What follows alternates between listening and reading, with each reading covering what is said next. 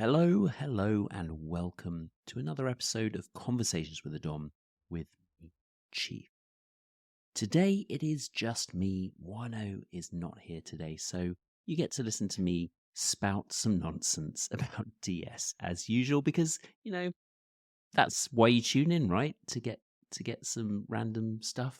Now, obviously, Wano is great to give the subs perspective, so it's always a challenge when she's not here to record a podcast. But I did want to put out something for you guys, just so that you know we are still here, we still care about you, and we still want the best for you in your DS relationships. This podcast contains frank discussions about sex, kink, and BDSM. If you're a consenting adult who wants to learn more about these topics, then stay tuned.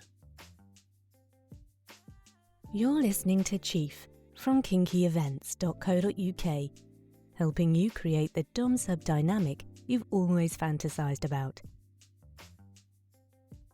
So, what am I going to talk about? Well, I'm going to talk about overthinking and how that can impact your DS relationships, particularly for dominants, but also for submissives as well. The reason I talk about this is because I do get a fair few messages on our Discord server, and I see a lot of messages that people are putting up there. And I also get a lot of emails about things to do with DS. And often the questions are of two varieties, I'd say. The one is someone just wants general advice, which is absolutely fine, although more often than not, I just redirect them to the website because they haven't used the search, and there's tons of information on there. But sometimes someone asks something really specific, and it's so specific that I can't really answer it. I think they come to me thinking that I know everything about DS, and that's kind of like asking someone who's married to tell you how to fix your marriage. There's just so much that goes into it. There's so much context that the person asking the question will have in their head that I simply don't have. And so even if they write me, a 1,000-word essay on their DS relationship, I won't be able to give them advice that is going to be good. Probably I can kind of point them in the right direction, perhaps, but generally the questions they ask, they need to figure them out themselves. And the crux of the problem in the question that I often see is that they are overthinking things. They want to know the real specific details. I had one guy once, he emailed me a complete script of how he was going to run his BDSM scene, what he was going to talk about with his sub, what he was going to say to her, all the moves that he was going to make. And this kind of reminded me of myself a few years ago when I would really try and come up with the most exciting scenes I could, because I really want my submissive to enjoy it. And the planning got so much and so distracting and just overthought that I could never really enjoy it. It was a chore, and so you end up not doing it. And the reality is, you don't need to think in as much detail as most people think you do. You don't need to overthink the details of your relationship. You don't need to overthink the concept of DS, right? DS, dominance and submission, is just that. It is just about one person in the relationship having slightly more power, slightly more control, and the other person has consensually agreed to give up some of that power and control for a brief period of time. Even if you're in a 24/7 relationship, it's not always 24/7, if that makes sense. But most people, the average person listening to this, will probably want to do it just in the bedroom, or maybe expand it slightly into day-to-day life. So of the 24 hours in a day, maybe you're only in DS mode, 1 hour, half an hour, 5 minutes, 2 hours, 4 hours, like that. It's not the full 24 hours. So you don't need to overthink the details of it. I get questions like, "Oh, I think I'm a rope bunny, but then I also quite like elements of service. How should I label myself as a submissive?" It's like, I don't you don't. Why do you need to label yourself, first of all? Or, is that a good submissive? Guys, it doesn't matter. As long as you have an element of dominance and submission in the dynamic, as long or short as you want that to be, you are in a DS dynamic. You don't need to worry about the details. A DS dynamic simply means that you enjoy a power differential. And even then, some people will debate the meaning of DS, and I'm absolutely fine with that as well. I'm not saying my definition is correct, but on the whole, generally, DS means some sort of difference in power or control. And you've got to remember, there's no school where someone teaches BDSM or DS. This isn't a science. This isn't a definitive set of rules someone was given or created, and they were like, these are the 12 commandments of BDSM and DS, and anyone who's in a DS dynamic has to run it like this. That doesn't exist. The labels are just there to be signposts. I really like Eckhart Tolle when he's talking about, in a way, his version of mindfulness and being present and in the moment in his book, The Power of Now, and some of his talks online as well. And he's just talking, and he's saying, look, I'm trying to explain these concepts to you, but words are not the thing. I can use words to try and describe the thing, but the thing cannot really be fully described by words. And that is what DS is to me. We have these set of labels like dominant, submissive, daddy dom, pleasure dom, hard dominant, soft dom, romantic dom, all the different types of submissive, service orientated, slave, fin sub. Right? These are just terminologies that are useful as signposts to the real concepts, right? To the intangible thing that you can't describe fully with words. They're just signposts so that when you meet someone who is into this, you can have some sort of discussion with them and roughly get an idea of what they're into. But it is not the be all and end all. So it doesn't really matter what kind of dom you want to be or what kind of sub you want to be. You don't have to put a label on it. It doesn't matter if you mix all the kinds of dominance and submission that are out there together and create your own style of dominance. In fact, that's what we preach on this podcast and on my website. It's about creating your own style of dominance and submission and not just accepting what you see in movies. Or, more importantly, not just accepting what your partner is telling you that DS should be, because that can get you into trouble. For example, you know you are interested in DS, and you go to a munch and you meet someone and they say to you, I'm a sadist, I really enjoy caning, and I like to draw blood. Now, if you're a new submissive, you might have seen some porn where they do that, and therefore you might think, oh, that's normal. He's a dominant, so he gets to do that to me. And as a submissive, I am meant to submit. I am meant to give up my control, and therefore he can do that for me, and that's okay. So you say, yes, I'm a submissive, let's go and do that. And you go and do it, and you absolutely hate it. That is not how DS should work, for those of you who are wondering. What should happen is that the dominant says that. He says, I'm a sadist, I'm into pain. And if you're not into that, you say, oh, great. Well, I'm a submissive and I am more of a little, and I prefer a more caregiving style of dominance. And if he forces you, or she, who is the dominant, says, no, that's not DS, you say, sorry, you don't understand what DS is, and you walk away. Or if they say, oh, great, yeah, we can do a bit of that, but I still want to do lots of pain, and you'd be like, no, sorry, that's not for me, and you walk away. So it's really important to have these kind of mini negotiations when you're going in, and that either as a dominant or a submissive, you don't just do what you think the stereotypical dom and sub should do. You should really craft the dynamic to work for you. I also see this a lot where I'll get women messaging me saying, I want my partner to be more dominant, or my husband's not into this at all, but I've just found I really like being submissive. What can I do? Well, the answer is some things. There are certain ways that you can act to help draw out the dominance in your partner.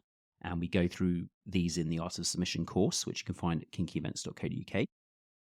But it doesn't mean that they are into dominance. Just because you've suddenly discovered you're a submissive doesn't mean that automatically they're going to be interested in it. And they may just not be into it. And therefore, what's the point in trying to convince them? So the moral of the story here is when you're getting into DS dynamic, one, you need to know what you like. You need to have done the work on yourself. You need to have done the research to really understand your desires, what kinks you have, what activities you like. And I mean sitting down and writing out that list. You can start with the sex menu, but you can also do the exercises, like I said, that we've got in our Art of Submission course. And dominants should do this as well, to really understand what it is they like about DS, what do they want out of it. And then when you meet someone or you're going on dates or you're having a talk with an existing partner, you can say, here are the things, here's what DS means to me, here's what I like, here's what I don't like, how does that sound to you? And then you start the negotiation and you just chat and you see where the compatibilities are. What do you both like? Include that in the DS. What do you not like? Exclude that. And if they're not into any of it, well, then they're not into any of it, and you have to think about other options. So, I've gone a bit off topic there, but getting back to overthinking. So, yeah, this whole podcast is meant to be about overthinking, but I've just told you about why you need to think about it, which is a bit silly of me. But so there is an element of thinking that you need to do. There is an element of thinking that you need to understand about you as a person. And you need to describe that and explain that to the other person that you meet. But you don't need to, when you're in the dynamic and when you're creating a scene, you don't need to overthink the details. And you also don't you don't need to overthink why it is that you like something. So if you really are into feet and you have a foot fetish, yeah, you could go and figure out why you're into that, or you could just say to the other person, yeah, I really like this. Do you want to do it? And they can say yes or no. You don't need to overthink it. And you don't need to overthink it and say, oh, but I'm a little, so I'm not supposed to enjoy pain, but I really enjoy being caned.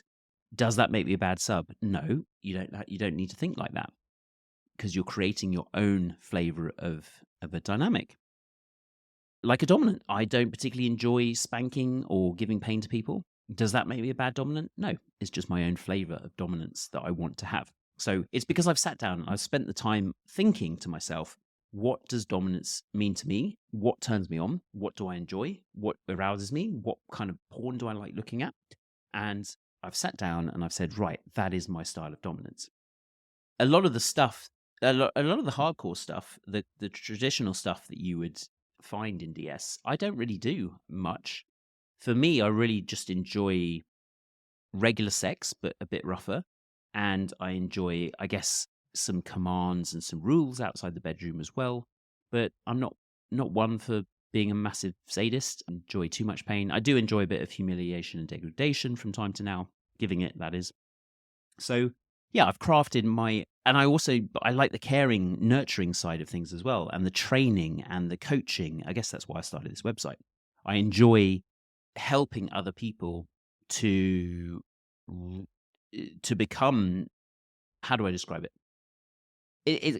I've described it before as a bit of a corruption kink, right? I like taking submissives who have just discovered they're into this, but don't really know what they're into. They've just got this inkling that they are into it, and helping them uncover the desires and helping them figure out what it is they want. You know, I really enjoy that side of things. And you could argue it's more of a teacher or a coach. It's not necessarily DS, but I mean, if you think about teacher and student, there is a dynamic there. There is, in a way, a DS dynamic between a teacher and a pupil. It's not a sexual dynamic, but it is, one person is in charge and they are sharing their knowledge and helping better the other person who is in a less of a powerful position. So there is a DS dynamic there as well, not in the sexual sense, not in the BDSM sense, But you can think about these kind of relationships and everything you look at in terms of DS. A boss at work and his or a person at work and their manager. There is a kind of dominance and submission element to that as well. The moral of the story is you've really got to understand yourself, and you've got to create a dynamic that works for you, not for everyone else or what you think a typical dynamic should be. Don't overthink the little details, though. As I've said, really, a DS dynamic is just about the power and control differential. And as long as it's healthy and consensual, that is it. That is it. That you are in the DS relationship if you have those things. Think of it as a big circle, right? That is the big circle of DS. The little things that go into it is up to you. What you put in there does not change whether it's a DS dynamic. It does not make it right. It does not make it wrong. It doesn't make you a good sub. It doesn't make you a bad sub. It just means it changes the flavor of DS that you have. So consent, probably aftercare, or let's not call it aftercare. Let's say a general respect for your partner that you're playing with, and a duty of care, right? You should be going into a DS relationship with the intention of leaving the person as good as you found them or better. And that is true for any relationship. So I shouldn't have to point that out for DS in particular. But yeah, consent, making sure that you're leaving the person as good or better. And therefore you incorporate strategies such as aftercare to achieve that within the DS dynamic. But you may have other strategies as well. You might have, morning check-ins. You might have certain rules that help you in check whether the person is still enjoying it. You might have weekly sit-downs where you chat about the dynamic and you see if anything needs to be changed. All of those I would put under the duty of care, where both parties, and this isn't just dominant to submissive, this is also the submissive checking that the dominant is okay with the relationship. As in the example I said before, where the submissive had discovered they were submissive and they wanted their partner to become more dominant, so the partner is less into it than they are, then the submissive has to do quite a bit of work to check in with the dominant. Maybe the submissive is the one who's going to have to be providing more aftercare than the dominant, just to make sure that their partner is still into this and is okay with it, because they're the one that wasn't really into it to start with. So DS can really be anything. So don't overthink the details. If you're about to send me a question that's like, a really specific question about how long should a scene be, or how hard should I spank someone, or all of that kind of stuff, you don't need to know those details. Do what feels right within the bounds of being consensual and making sure that you're respecting that duty of care. Now, having said that, like I said, there is still work you can do on yourself to figure out what you're into, and there are certain skills that you can learn, such as there is a particular way to spank people that will make sure you're not hurting them, right? So that is a dominant skill that you can learn, and probably should, because it comes under that duty of care. There are certain things that people generally need to watch out for. Sexual health, making sure people are safe in that respect. Again, that's about educating yourself, knowing what you're getting yourself into. But beyond that, everything is kind of open. There are some techniques like, if you're going to do breath play, you want to be very careful. There are ways to do it badly, and there are ways that it can be very dangerous. So if you're a dominant and you're going to do that, then make sure you have the skills. Those you do need to overthink, and you do need to study, and you do need to make sure you've got the right advice, because they are dangerous. Same with rope play, some aspects of bondage, etc., etc. But common sense prevails. If you don't know what you're doing in those particular areas, and there is a risk to someone's health, then it goes against the duty of care that I've talked about, and you probably shouldn't be doing it. So do find a mentor who can help teach you that stuff. But everything else about general DS, you don't really need to know the details. Over time, you will develop your own style of dominance as you keep developing. Rather than someone giving you a template, you want to learn the different styles that you can play with. You can try new things, see what works, see what doesn't. It's just like learning a new skill. In my book, Sensational Scenes, I do go over a few of the more psychological elements that I talk about, because I don't want to give you specific techniques, but the psychological elements that you can think about when you're creating a scene to make it even better. And some of the physiology is covered in there about what happens when a submissive goes into subspace or how they get into subspace. Is useful to know as education, but again, it's not something you need to know as a dominant. It's just if you want to take things to the next level and you're interested in more of the theoretical and psychological aspect of play. The other thing that happens when you overthink, especially during a scene, is that you won't be present. You won't be fully in it. So let's take an example of two scenes. Imagine a scene where it's just missionary position, 5 minutes of missionary, right? The simplest scene you could do. Nothing complex about that. Nothing kinky. But in your head, you could have got yourself into a really dominant frame of mind. Okay, maybe you'd done some power poses beforehand. Maybe you were thinking you were really on that day, and you just felt confidence, and that energy was just coming across in the way you're thrusting, in the way you're moving, in the way you're laying on them, in the way you're kissing them, in the way you're holding their hand as you play with them. So that's a really simple scene, but it can be incredibly powerful because of the energy, the dominant energy you're bringing to it. Now compare that to a scene where a dominant wants to do a 2-hour BDSM scene using every single toy that they own. They've got all the equipment. Maybe they've even got a dungeon and they're taking you to a dungeon. But their energy isn't there. They're tired from work. They're in their head because they're thinking more about what toy they have to use next rather than on what sensations you as a submissive are feeling. Maybe they're thinking about something that's happened at work. Maybe something went wrong in the day, so they're not in their fully confident energy. Which scene is more DS? It's the first one, even though if you looked at it, you would think it was the second one.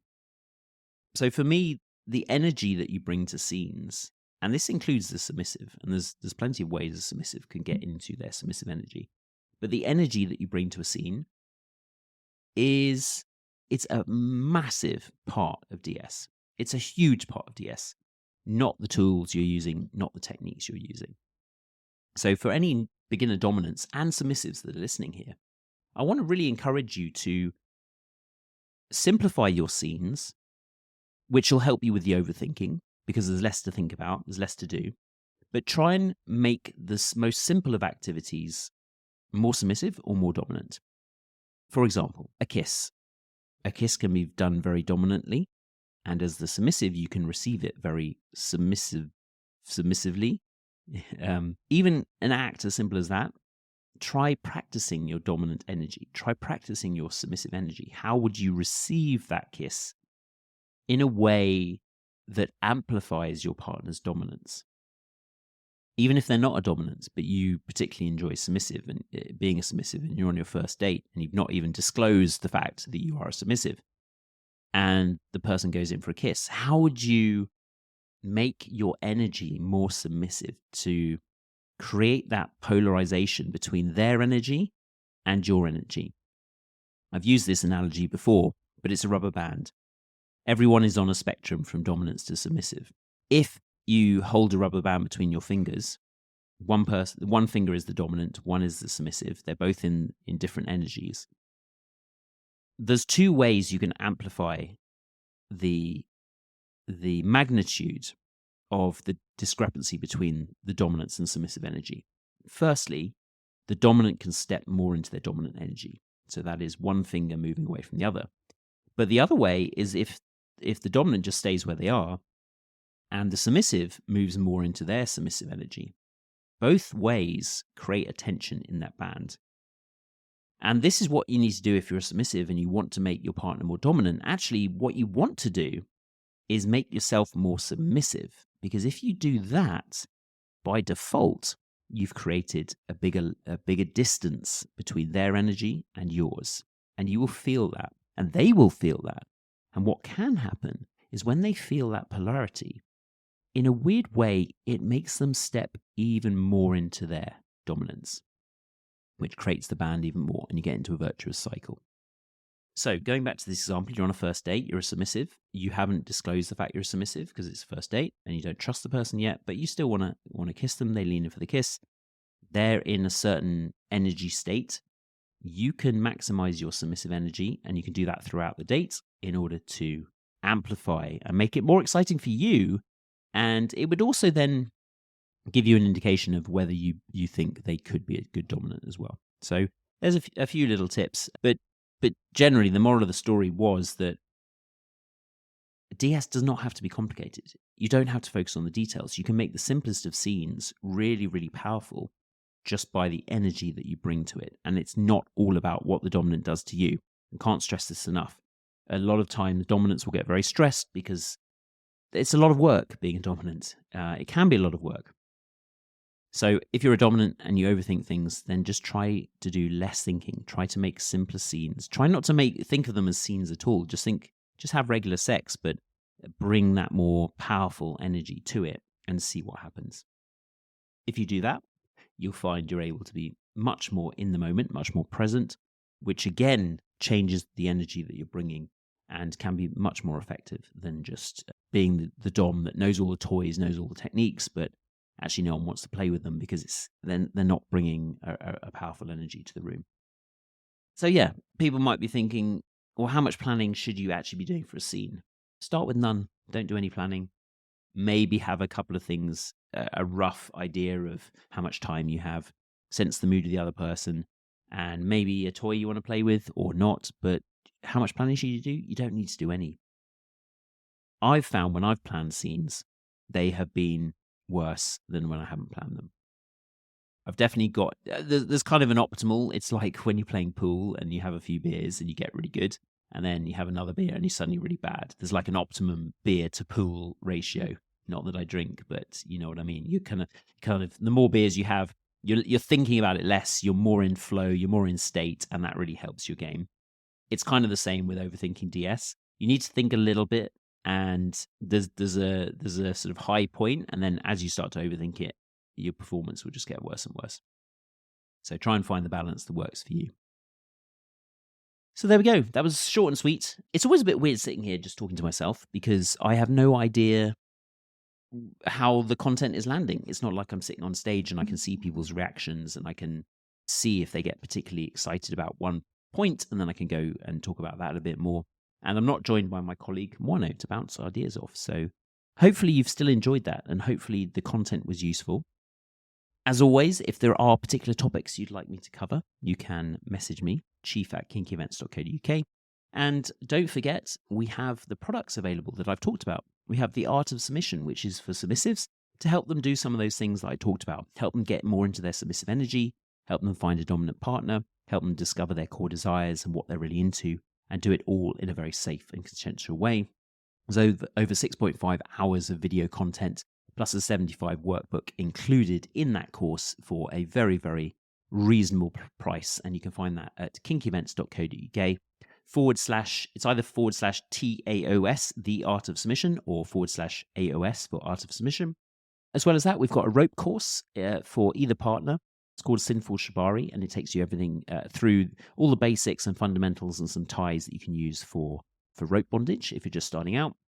And then we've got my ebook, Sensational Scenes, and that includes a video of a spanking scene, as well as a 135-page book on the psychological tips and tricks I use in my scenes if I want to take them to the next level.